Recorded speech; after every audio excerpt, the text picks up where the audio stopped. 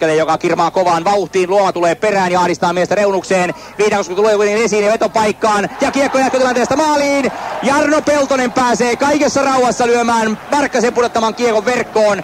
Viitakoskelta erinomainen esityö. Hän nousee oikealta laidalta saaden kiekon jo keskialueella.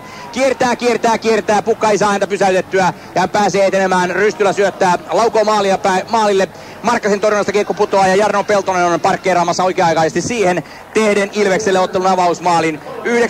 9.23 pelattuna, kun ensimmäinen tilastomerkintä viedään aikakirjoihin. Nyt hukkuu kiekko Antti Brunilta ja Tapparalle on tullut tilanne, mutta loistavasti paikkaa siellä Helminen pakkien lomassa. Ja hieno avaus, hän vapauttaa Viitakosken karkuun. Kiekko nousee ja menee maaliin.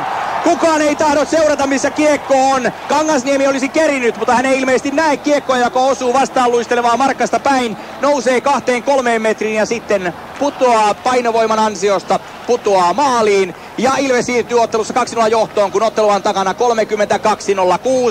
Nyt Tappara kovaa vauhtia pitäen pääsee kyllä siinä mielessä niskan päälle, että Ilves on selvästi näistä joukkueista kovimman rasituksen kanssa tekemisissä. Kiekko on Tappara päädyssä. Sieltä nyt Janne Grönvall katsoo kaistaa, mistä pääsisi kiekon kanssa nousemaan. Tappara on täysilukuinen. Ojanen saa syötön saman tien tultuaan jäähyaitiosta. Lätkä Ilves maalille. Sen lyö nyt Pietilä. Tarvainen lyö maalivahdin alta. Ja sitten Ilveksellä mahdollisuus purkaa ja siinä myöskin onnistuu.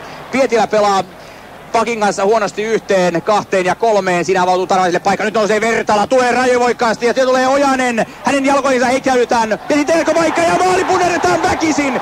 Timo Vertala lyö riparit sisään ajassa 50-40.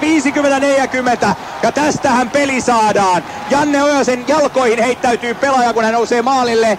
Ja tilanteesta ei rangaistusta ole tulossa. Maaliin se kuittaantuu joka tapauksessa 50-40.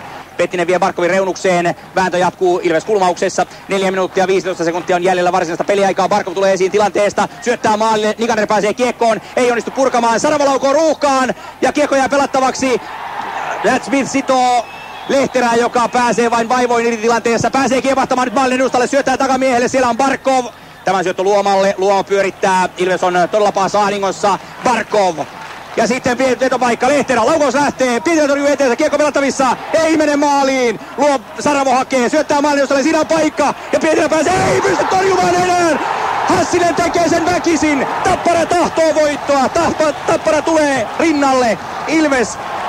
Onko tämä se sinetti tähän otteluun? Tapparan takaa, jos on raivokasta. Ilves on henkisesti lyöty, vaikka se ei ole tätä ottelua vielä hävinnyt. Sankaruutta on jaossa. Tappara pelaaja, joka tekee seuraavan maalin, nostaa kirvesrinnat finaaliin. Ilves pelaaja, joka onnistuu maalinteossa puolestaan, tuo vielä mahdollisuuden ja torstaiksi seuraavan kamppailun Hakametsän jäähalliin näiden joukkueiden välillä.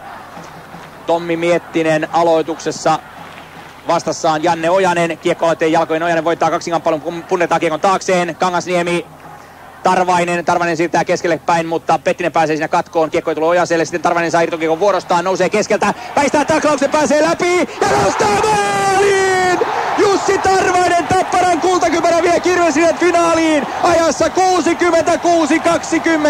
ja Tapparan vaihtoaitiossa juhlat voivat alkaa.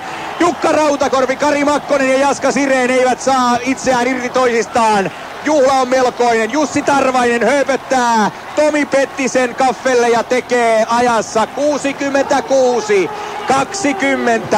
Tapparalle ensimmäisen kerran johtomaalin tässä ottelussa ja se tietää samalla finaalipaikkaa.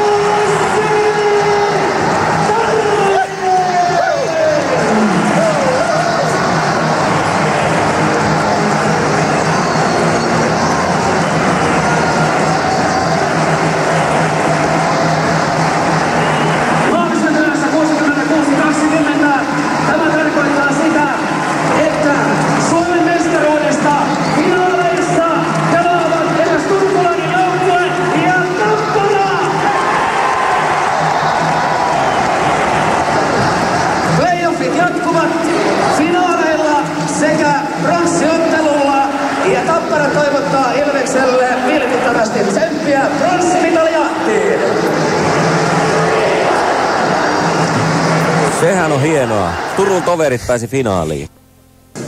Entä nyt sitten? Ollaan loppuottelussa. Joko sitä pystyy analysoimaan? Joo, mä voin sen verran analysoida, että mä huomaan, että itsellä ainakin niin ei ole playoffseja ilman, että Tepsi-pelit olisi. En muista. Ei ottanut kertaakaan olla sellaisia playoffeja, että ei Tepsi tullut vastaan. Mutta en mä...